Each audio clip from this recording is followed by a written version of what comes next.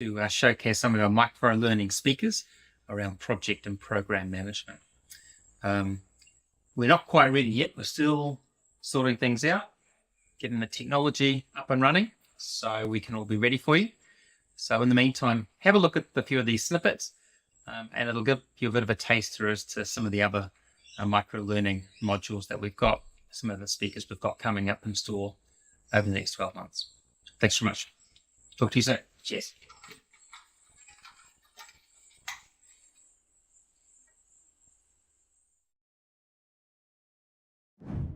Projects in the OGC world, in MSP and Prints world, exist to deliver outputs. And what do we mean by it? PMI calls them deliverables. It's a thing. Usually it means you can have your photograph taken next to it. You know, if you can tap it, it's an output.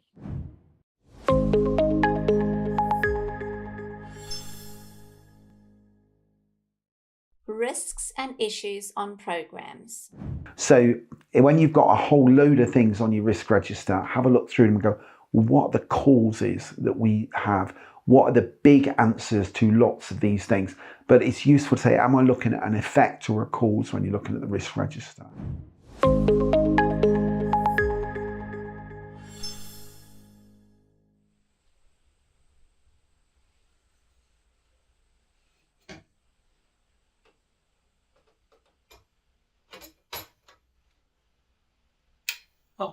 Oh, hi. Thanks for coming back.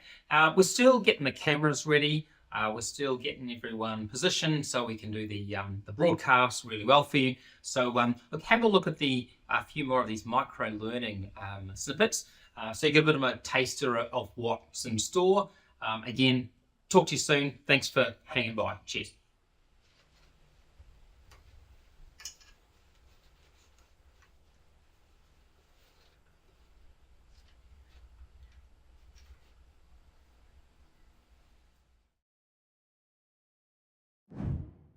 What are the benefits of vaccinating children against flu? Well, presumably it means the kids don't get flu. They can go to school, their exam scores improve, their education improves. They don't give flu to other kids at school. That's good. That's a benefit. It's a measurable improvement. We can measure the amount of days that kids have off school because they do measure it. We can do this stuff.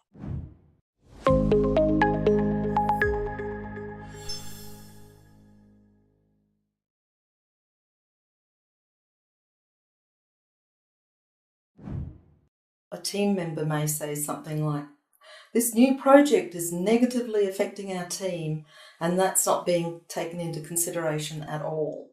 So an active listener could respond by reflecting back. What I'm hearing you say is this new project will have negative consequences for your team. So I'm not parroting back, I'm reflecting back what I'm hearing in my own words.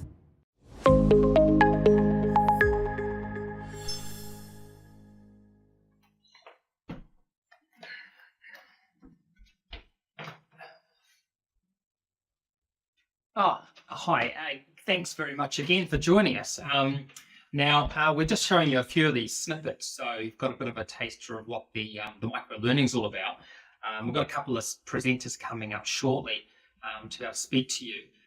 It's all sort of around the micro-learning for project and program managers. So we're still getting the lights all sorted and getting the microphones on and things like that. So just bear with us for a few more moments and you should be good to go, okay? So we'll definitely be seeing you soon. Cheers. Project, Program and Portfolio Management Maturity Model, P3M3 Maturity Levels. So at level 1 maturity, which we call awareness, so there's kind of a process awareness, they are kind of the fun places to work, right? Because every project's exciting for them because they've got no idea what's going to happen.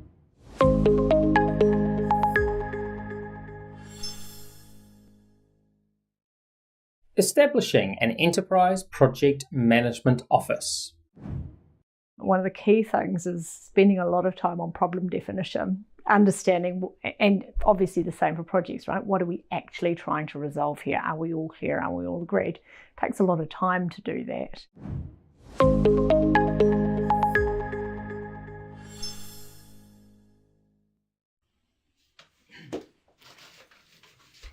I don't know. Is this the right table? I can't work it out. Look, we're going to be just taking a little bit longer to get this ready. We've got a few cables here that we're not quite sure where they're meant to go. But once we've got those in, we'll be up and running. So look, keep enjoying yourself watching these micro learning snippets. They'll no doubt give you a bit of knowledge around project and program management. So yeah, talk to you soon. Cheers.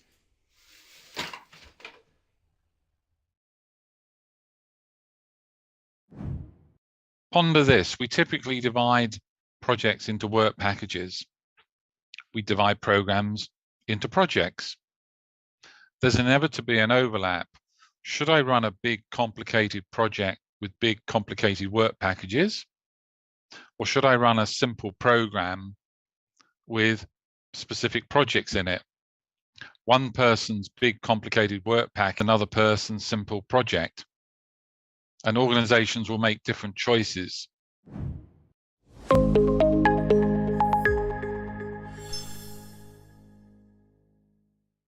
Multiple diverse infections. When they scan your temperature, if it was above 37 or something, you were a potential Ebola carrier. Now, the problem is in a country like Sierra Leone, your humidity is hot. We're right in the midst of malaria season, and then you've got huge HIV cases going on as well.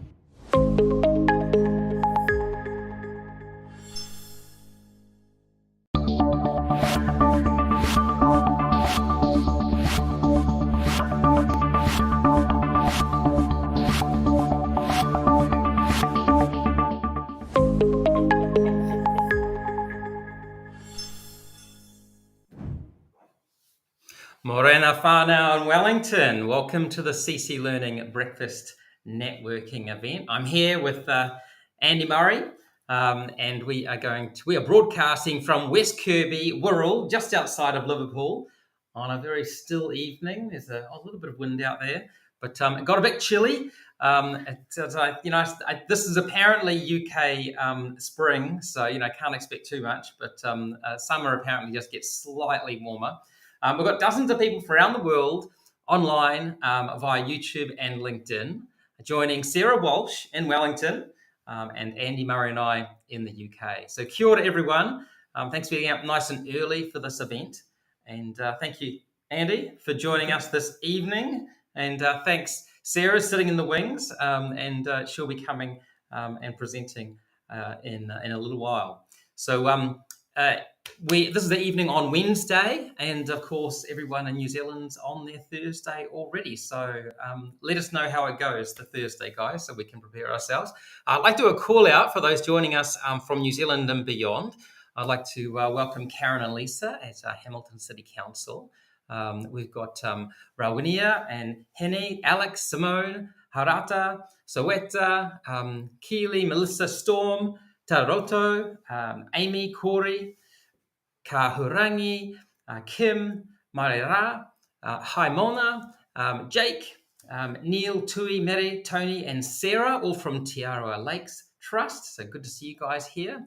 We've got Tiria from Whakarongarau, Aotearoa. From the Open Polytechnic, we've got Lynn, Frank, Lorena, and Minsun. And WSP, we've got Sian. The University of Otago down in Dunedin there, we've got Dylan, Pippian, and Bailey and Timothy joining us. So great to see you guys. And Ministry of Education, Michael, Irene, and Wayne. ACC, we've got Frank and Andrew. And Aurora Energy, we've got Megan. Good to see you, Megan. And Madinia from Ekepanuku up in Auckland. Jeff and Lisa. I know Lisa's going to be having a look at the recording later. Good to see you guys from Treasury. And Catherine from New Zealand Post. We've got Frederica Colina from DIA, Department of Internal Affairs, and from Te Whatu Ora, Health New Zealand, DHB, Auckland DHB, we've got Denise, Grant from Outcome Insights, and another grant from Influence New Zealand. We've got Louise from Christchurch City Council, and we've got James from NZTA. MPI, we've got Zen, David, Chris, and Fiona, and MBAE, we've got Nicole. And New Zealand Defence Force, we've got Charlie, Kelly, Richard, and Maureen. Good to see you guys here as well. And Ruth in the UK, one of our previous presenters. from Potentiality UK is joining us. It's great to see you guys here. And isn't this fantastic? We've got the Australian Tax Office from Lance from Australian Tax Office. And we've got Thomas from Equity Path Limited. So good Australian representation there. That's good to see. So look, please ask your questions via YouTube or LinkedIn chat. Remember to subscribe to the YouTube channel to make comments and introduce yourself. Please feel free to do that.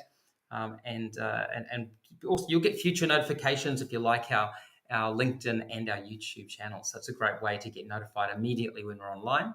And please ask questions when you can. So remember to continue this conversation of what we're going to have today, the speakers. It's good to take it back to the workplace and spread the word so that next week for June, we'll have more people joining us. So Andy's here to discuss using data to improve major projects. So Andy's the Executive Director of the Major Projects Association. He's introducing the manifesto for data-driven projects developed by the Project Data Analytics Task Force. He's going to give us general advice as New Zealand embarks on quite a large countrywide infrastructure upgrades and organisational change. And I'm thinking about those DHBs in particular. So look, I'll do this magical transition to Andy effectively by scooting to my right. And let's have a listen to hear what Andy's got to say.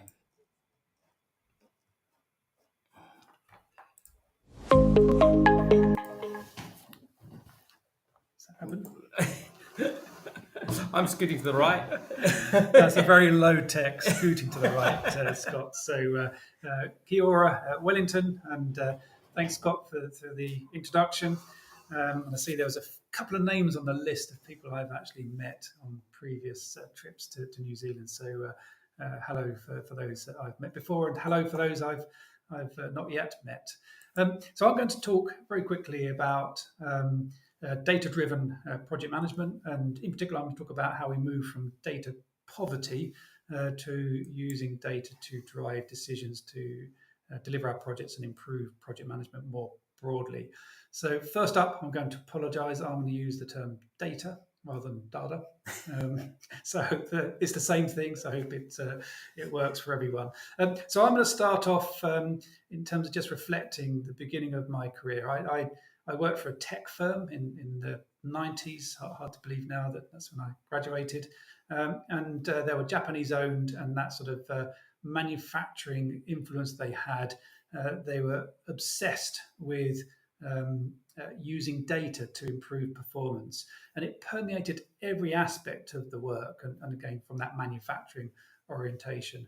And we didn't call it data or data analytics at the time. We called it quality. And quality for the individual was the first module on the graduate training course.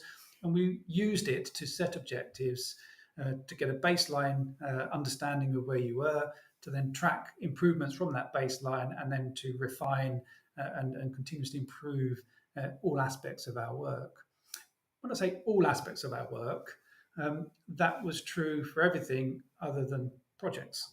So for some work that we did, there were dozens, sometimes hundreds of measures that were used, and a definition of standard units for those measures.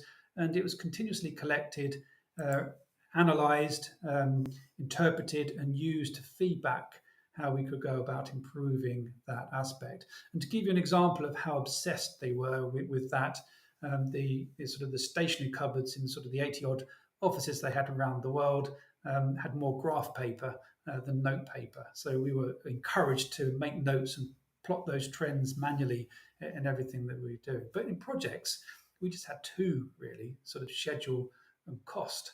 And, it sort of didn't sit comfortably with me, because how do we know what we're doing in projects is the right thing if we don't have a baseline, we don't have standard ways of understanding our performance, we don't have standard ways of understanding deviations or variations on that performance. When I left that organization, I realized that sort of data poverty, as I started to label it, was common in project management, and it was common in most organizations that I worked in, compared to the sort of the data-driven approach of the manufacturing and the logistics and the sales side of what we worked on. And I think if we think about managing projects without data to base our decisions on, that's not project management. That's winging it. That's just making it up as we go along, because whatever we do can't be proved right or wrong. So we need to move away from winging it and have a data-driven approach to how we deliver our projects. So just give one example before I move on to the manifesto. So I worked for an infrastructure owner-operator for a number of years, and they had around 600 concurrent projects running, and so they were in different departments of different types of infrastructure they were operating, and they brought all of those groups together, and they were standardizing on one project management framework for the whole organization. So they had about there's sort of four official ones, and there were some unofficial ones that were being used as well, 4 frameworks, that is. And when we were trying to standardize, we sort of brought them all in, looked at how they were set up and what they were, what they comprised. And one of the things that I was tasked with was looking at the difference in the number of gates that they had. Some had 4, some had up to 8. And so the question I was given, when we standardize our project management framework, what's the right number of gates? And we didn't know. I mean, I looked at, I tried to get all the evidence. Can you tell me which projects performed better against their baseline than others? Are the frameworks, can we get relative performance characteristics of these 4 different frameworks and the ones that were unofficially used as well? And there was just nothing there. It was a real struggle. In the end, we had to sort of extrapolate, look outside of the organization, do some research, and we settled on 5. But the truth is, no one really knew whether 5 was the right answer or not. Now, what we could do from that point onwards, because we set up performance measures, we collected data, and we reviewed it continuously to say what makes a good decision when you move from one gate or one stage of the project to another, and can we track that all the way through to the end, that we're able to then look at, would 6 be better, would 4 be better? But you get the point. We didn't really know, so it was winging it. 5 was winging it. So we need to move away from that. Now, fortunately, the rapid advances that we've got in technology and the different ways that we use data and data analytics means that we can move from data poverty to being data rich, basing our decisions on data. But the challenge we have is that the temporary nature of projects, particularly large projects that are multi-organizations involved, and the data might sit in silos, and it's not necessarily kept and passed on or handed over as a legacy at the end, is that it's quite difficult to get hold of the data. And we don't have those standardized units, so the data quality is sometimes suspect as well. So the good news is that those are challenges, and I've given you all the bad bits, but there is change and we are making progress. I've been supporting an organization called the Project Data Analytics Task Force, and we've put together a manifesto for data-driven projects. And Scott asked me to give 5 things, but actually I'm going to give you a bonus today, and you can get 6. There's 6 items in the data manifesto. So first up, number 1, is that we use data analytics to bust project management myths and beliefs. So coming back to that 5 gates or whatever it was, we need to move away from doing it based upon that intuition or the myths, and we've got to have an understanding of different ways of working, because the data is telling us we need to do it differently. So go back to Henry Ford. If he had asked his stakeholders what to do, they would have said faster horses rather than a motor car. And we need to do the same for projects. Let's not optimize past practices that never worked. Let's create new processes or practices that will work for the needs that we now have for them. Number 2, all projects should be data designed and data enabled. And you can do that by having a data strategy. So if you've not got a data strategy on your project, you might have configuration management, information management, and so on. But do you have a data strategy? Go and check, find out, write up the data strategy. Where's the data coming from? What are you going to use it for? Who's going to use it? And where will it go when the project finishes? So have that data strategy. Number 3, we need to reskill for a digital and data enabled world. There are some roles today that just won't exist in a few years' time. Likewise, there'll be some new roles that don't exist today that will exist in a few years' time, or actually possibly months' time, because it's changing so quickly. So if you think about stakeholder engagement, stakeholder analysis, we can hear a bit about Sarah for communications. I think we need to use the term sort of TikTok influencers, because that's what we're really trying to do when we're communicating, engaging with people. It's two-way traffic, but it's actually about gaining that influence as well. Number 4, we need to pool our data to maximize our insights. And Scott and I have been having discussions about large language models, GPTs, and there's a clue in the title that they're large. And what large means is they have millions of data items to do their analysis on to get that predictive understanding of what comes next in the language. Now, on one project, you don't have millions, but actually across all of our projects, if everyone listening in today pulled their data and shared it in something like a data trust, we would very, very quickly get up to the millions of bits of data that we need, that we can pull, train those large language models on so that we can get predictive understanding from the queries that we put in.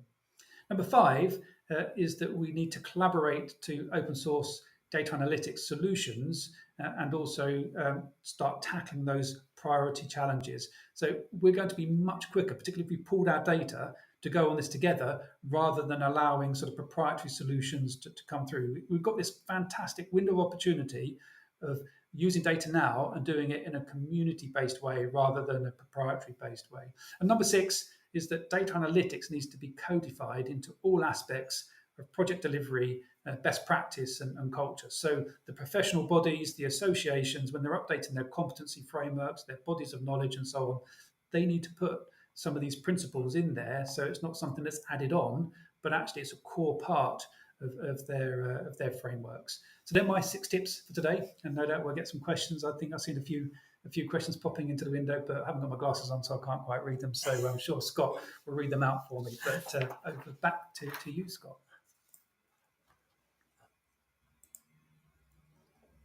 We're doing a transition. By magic. Ta-da! Here we go, and I brought Sarah into the discussion as well. Thanks for joining us, Sarah, in Wellington. So one thing I'd like to ask, Andy, is could you bust the myth of the 10% margin that every project gets for contingency? Well, that's lazy project management. Can you bust that? So that's just being lazy. So the 10% is because we don't know, and so you just put it in, and it just becomes sort of the slush fund. Exactly.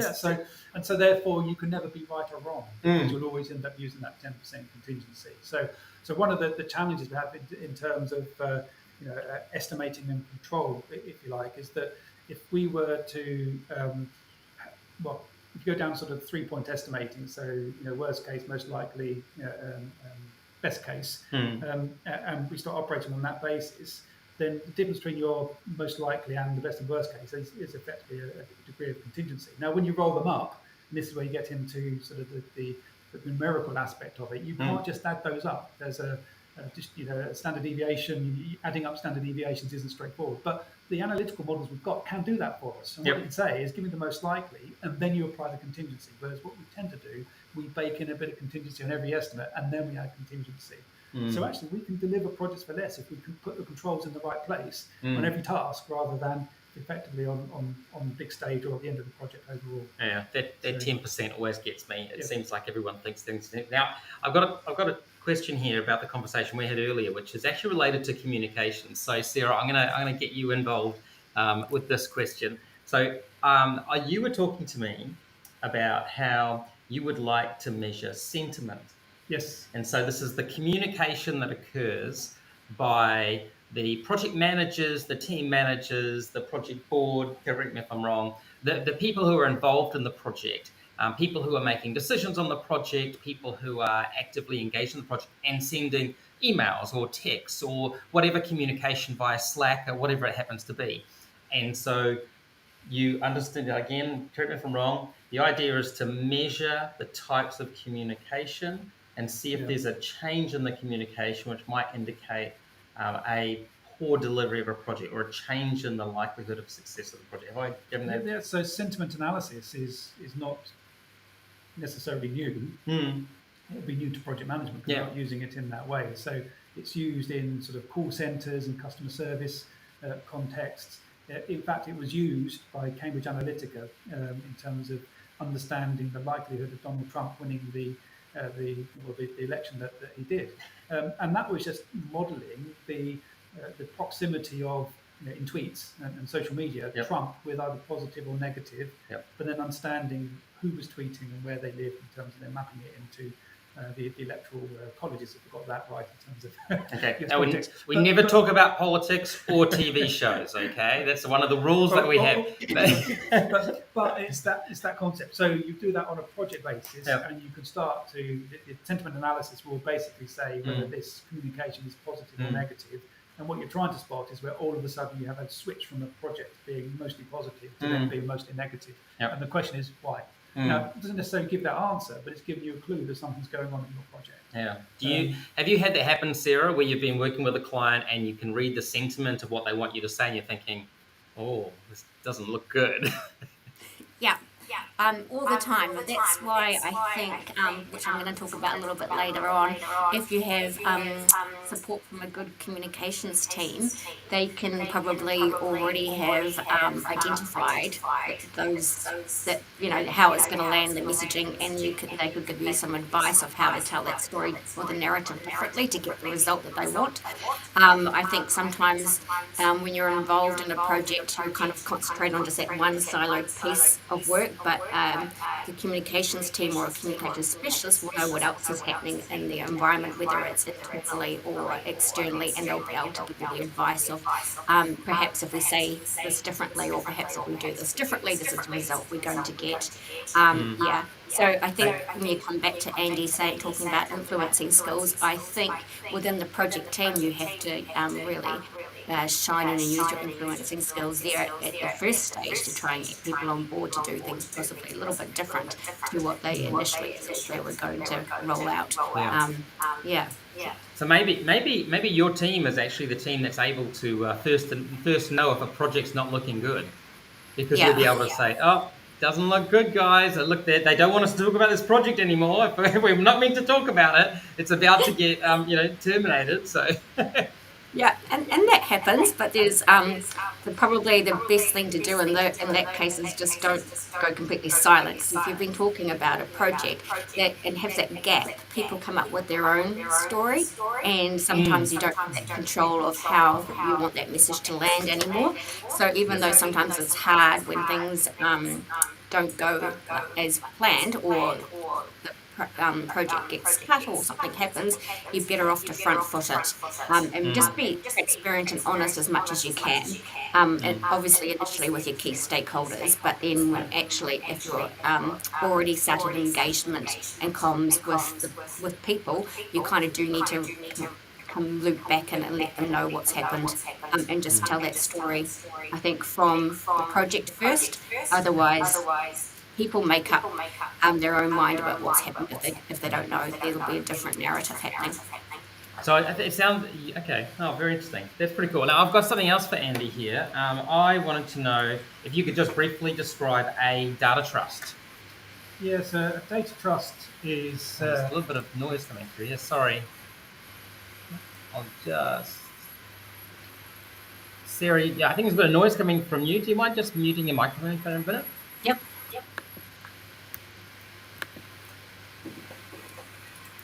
Oh, let's just see what I can do here. I'll just see if I can.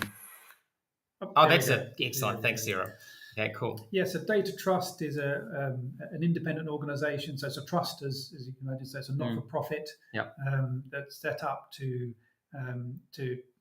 be like a repository. A repository to receive data, to then run some analytics, and then to provide the outcomes of that analytics to the organisations that subscribe to the trust. Right. So the value of it is that, let's say you're a construction firm, you want to look at, say, health and safety or productivity or some other aspects around projects. As I said, these large language models need lots of data, but you want to understand where your project sits, not just within your own organisation or some of the activities within your projects, not just within your own organisation, but having that benchmarking against others on a live basis is really powerful. So so there's a lot of value in data trusts.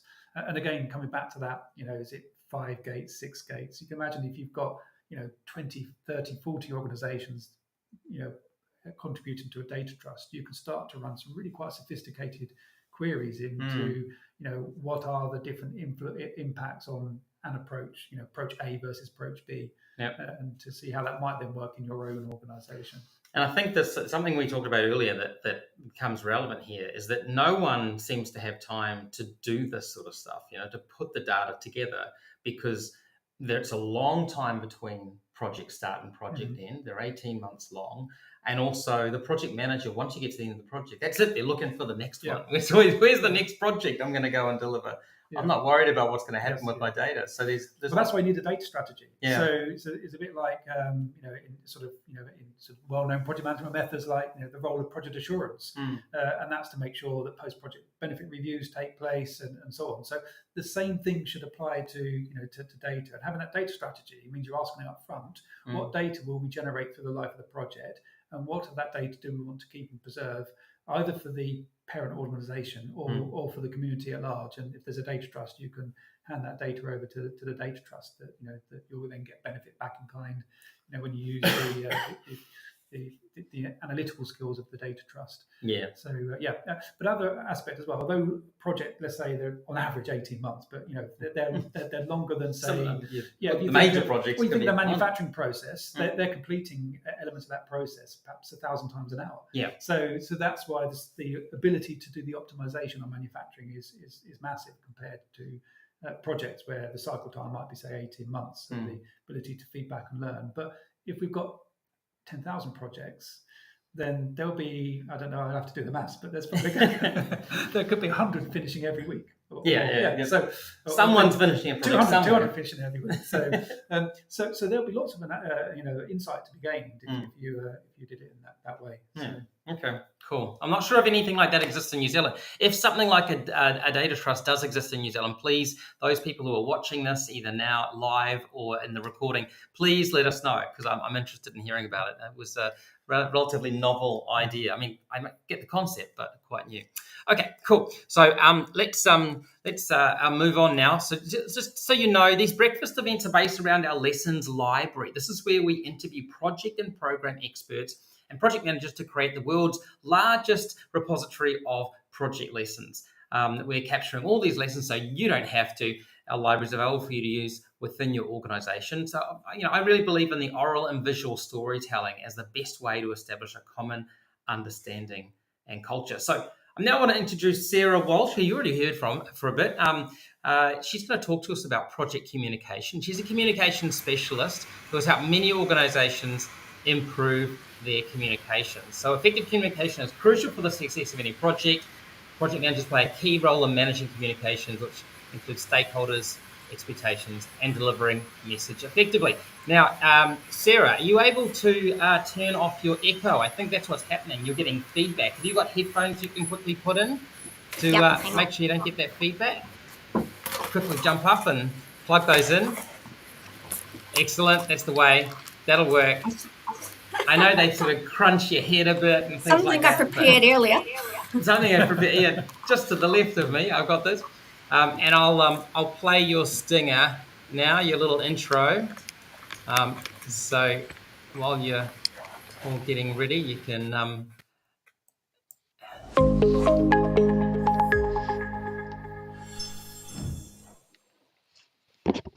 Can you hear me all right?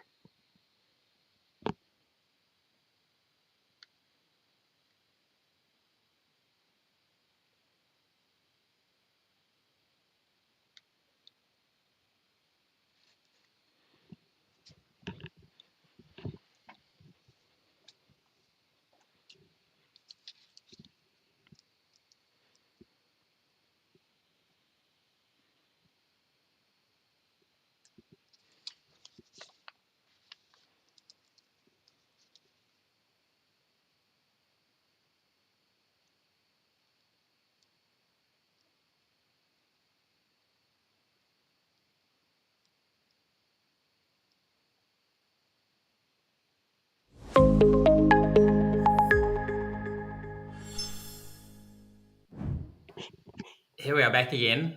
Can you hear me? Yeah, can you hear me? Yeah, you can go for it, okay? Go for it. Okay, great. So good morning, guys. Thanks for having me or giving me the opportunity to share some of my experience and learning and and tips that could be of use to project managers. So this comes from my experience with working with project leads over the years.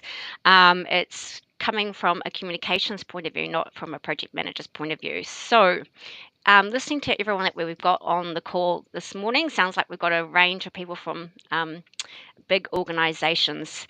As project managers, we already know the importance of great communication. So I think today I'll just share some stuff that's probably good reminders of how we can get the most out of working with a communication specialist to make the delivery of your project even better. And also I'll cover some things for you to think about. Because sometimes it depends on the size of the project you have or the risks or the importance, whether or not you will have a communications resource available to you. So sometimes, as you know, that piece of comms work sits within the project team to kind of scramble themselves in some instances. And so there are some key things that I've just jotted down here just to actually, let's not forget that when you're thinking about the comms. I guess the most important thing is don't wait till it's time for you to deliver or to tell people that things are changing to get in touch with the communications team. You want to be talking to them early, and the reason for that is they will be able to help you, and they will probably save you a lot of time because they already know the key stakeholders. They will already know the business, so they'll know who you need to be talking to. The other thing is you can't presume things are going to affect people without having those conversations with your key stakeholders and actually listening to them, and the communications specialist can help you do that and navigate your way through an organization, or if it's an external changes, they can actually find the right way for you to be able to communicate, or the project to communicate what those changes are.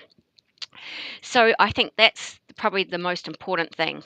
Even if you think that these changes aren't going to take effect for a while, you're better off getting in touch early and then let the communication specialist let you know when's the right time to communicate.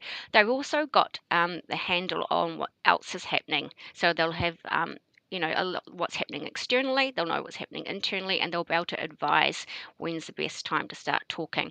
I kind of think of it as an analogy of air traffic controller sometimes, because the communications team or specialist will have they kind of will have to manage all the different messages that are coming. Just remember, it's just not your project that's happening, even though it's obviously very important as well. But there is a lot of other things happening internally and externally, and they'll be able to help you manage that. So the other reason why you want to be talking to them early is because they will know the best channels to use.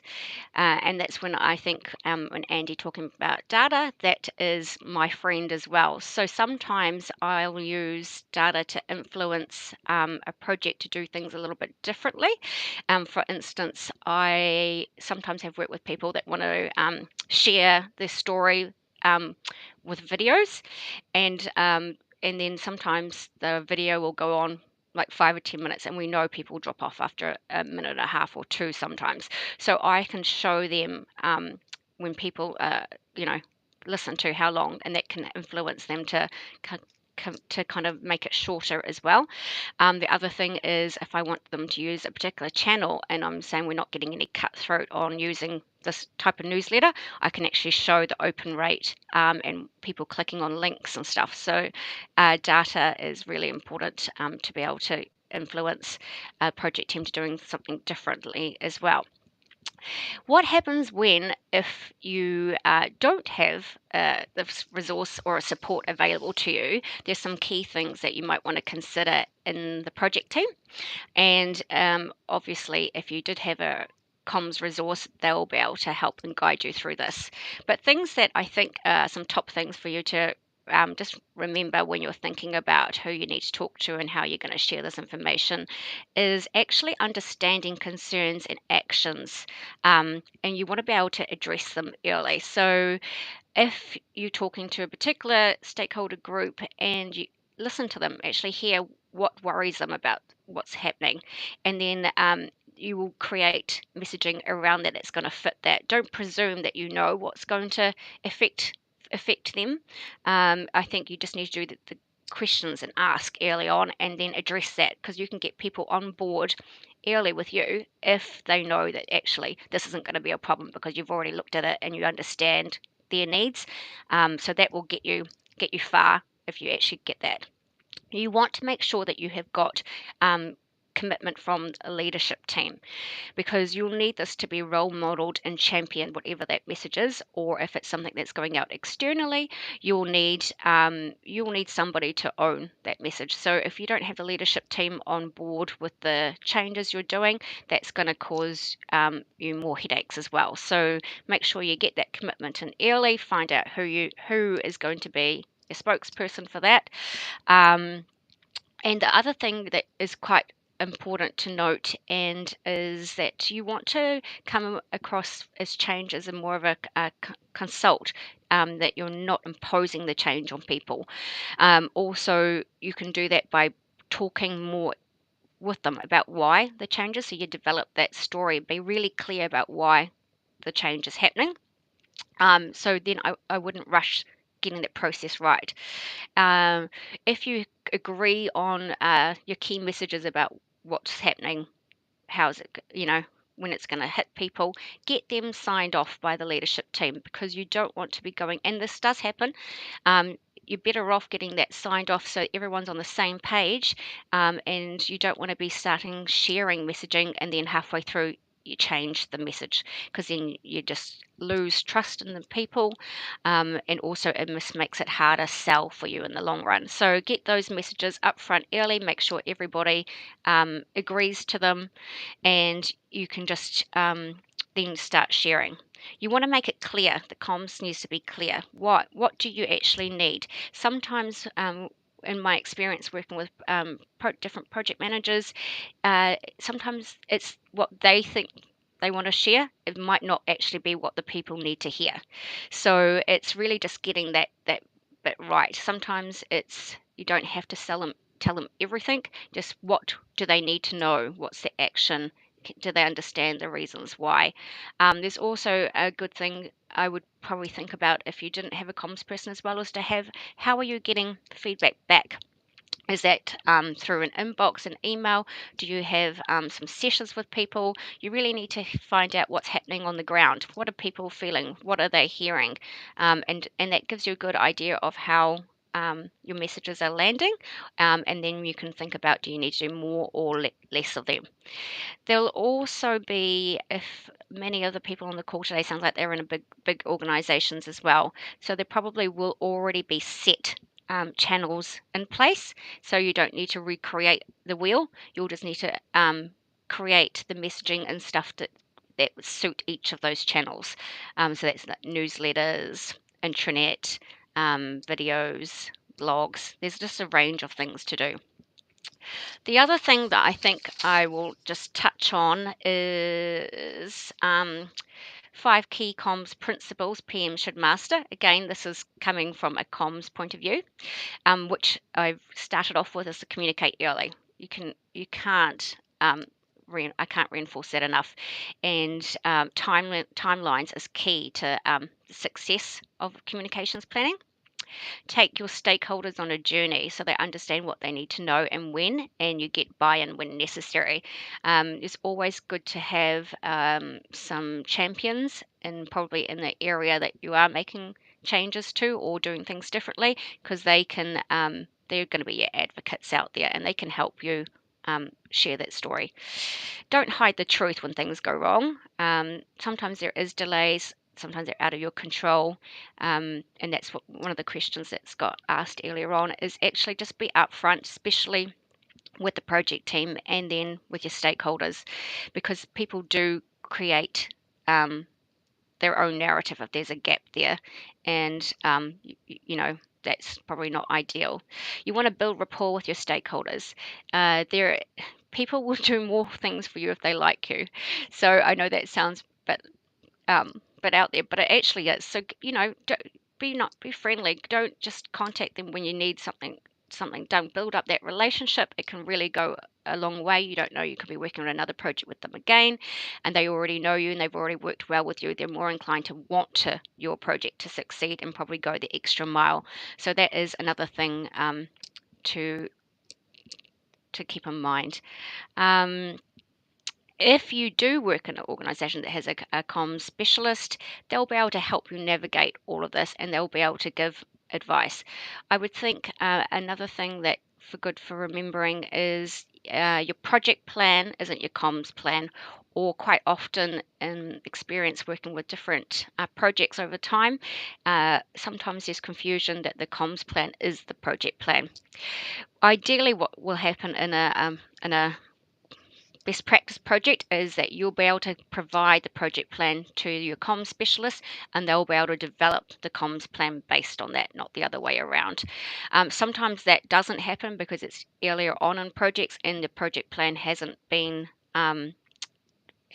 completed yet. So that's sometimes when it can't work out that way. But I think just be open and honest with your comms specialist. They're there to help you, and they want your project to be successful. So the advice that they're giving you is just to make sure that messages land really well at the right time. You're connecting with the right people. If you're not, ask them lots of questions, and if you're not, don't think about pushing back either. There might be something that they don't know about. So that's a good thing to remember as project leads as well. I think that is probably enough of my big comms dump this morning. I feel a little bit neglected not being in the room there with Scott and Andy. There's just so much you could talk about comms, but I think these are just key things as reminders, when you're what you can and can't, or what you should be thinking about in your next projects. Thanks, Scott.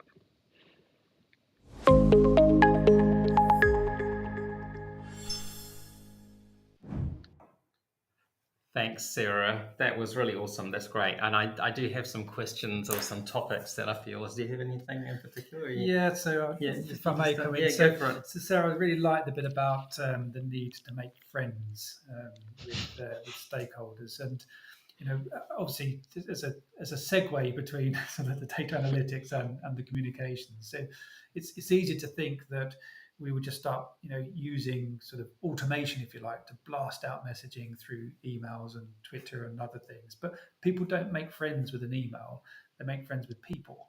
And so, one of the things I think we do need to think about, and this is about the myth busting, is that taking the routine things out, the boring things out of projects, where you're doing all the analysis by hand and trying to understand things, and then giving you more time to be the human in the loop and the human in the conversation, I think will just aid, project management. We'll spend more time doing the things that we are best at, which is face to face or person to person, rather than email to email, which I think is a killer for many projects. I just wondered if you've got any insights on that, how to stop trying to communicate just by text, if you like, and bring yourself into the communication rather than the faceless project says something.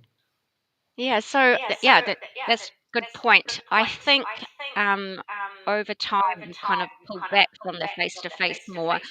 I find that you can get more done quicker and easier just going to see somebody if you can, or instead of sending like 10 emails.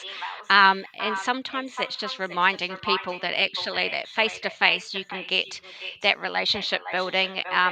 Sometimes with communicating in emails, the message can get lost. You're removing that heart bit of it, and sometimes you need to have that people side of it, to get people on board. So I would recommend doing more face to face if you can. I mean, this day and age, sometimes a lot of it is still online, but maybe it is a video call and not just 10 emails. Yeah. Yeah, I wonder if there's a ranking. I think there is, right? And maybe the ranking varies by the person. Do I email this person? Do I text this person? Do I use their WhatsApp? Like each person's going to have their preferred method of talking. And also I find that once you initially have a conversation, sometimes, because I kind of think, okay, I'm going to have a face-to-face conversation with this person. And once I've established that rapport, I know I can revert back to an email, and then every now and then come in with a face-to-face or a meeting or a telephone. I think, because one of the things I like is that there's a value now in other methods of communication, right? Mm. So it's so easy just to send a text message, or if you're archaic like me and use Skype, or you can use WhatsApp or whatever it is. But you pick up the phone and you actually phone someone on their phone, and they're like, "Oh, I was expecting a Teams call, but this is really novel. I want to talk to someone on the phone." But old school. Yeah, exactly. Old school stuff. And I think that, and then there's a whole lot of things. I mean, often when I'm in Australia, of course, they see an Australian number and there's a little bit of interest there. So, yeah, I don't know. Do you find that you look at, do you start doing individual analysis of individual people on the project and recommend different methods of communication? Or what's your take there? Yes, so I think when I'm working with a team of people or working in an organization, I'll get to know people's styles more, especially if you're writing ghost writing for them. So you'd have to really want to have their voice, and you don't have that unless you get to know them. And I mean, you don't have to have whole lots of evenings out or anything, but just get to understand their work, where they're coming from. Nothing wrong with that, though, right? I mean, if you've got a budget for it, entertain Yeah, them. if you do, I do that. But if you're working with a comm specialist in an organisation, they will already know how leaders work or think, or how they want to be communicated with, and they can help you. So that's why you really want to get friends with your comm specialist, because they'll be able to save you so much time and energy if they can already give you the insider tips to the best way to land something with a group or a person, individual, because this is not the first time they've done it. They're probably working on another 10 projects as well. So yeah, that's how you can probably jump getting to know them as well, Yep, asking the right questions. I wanted to also ask you, do you come across I don't know which way I should ask this question, but I was thinking, do you come across organizations that actually have an organization-wide communications policy with procedures, and that a project can use as a starting point for when they develop their own strategy? Or should I be asking, does anyone not have that? I don't know. What's the statistics? Do you find that most do or most don't, or what's the experience? Bigger organizations definitely do. They'll vary from organization to organization how much they've got developed. But at a big organization, you'll be able to find set templates that you'll be able to use that kind of guide you about the information to use. You might have a brand guideline as well, so how we talk about that organization or the language we use. Then there could be social media guidelines and policies. Most organizations have that as well. There is a lot of stuff there, but you just have to find it.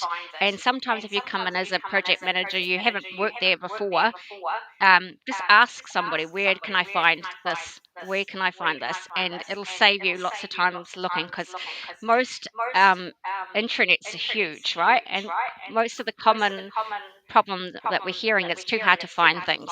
So, old fashioned, ask the question, and yeah, save you lots Still of time. applies, right? Still Yeah. applies. And another question I've got is, how much of what you do, or how much of what a project manager should do, is actually marketing? Well, it depends on what the project is and what you want, and how much buy-in you want from people as well. So it wouldn't be one thing for every project. It would really be, sometimes you don't want to do any marketing for a project either. So it just depends. Yeah, because you can actually probably scare people off with something that's bigger than it is as well. So yeah, it's not one size fits all on that one, unfortunately.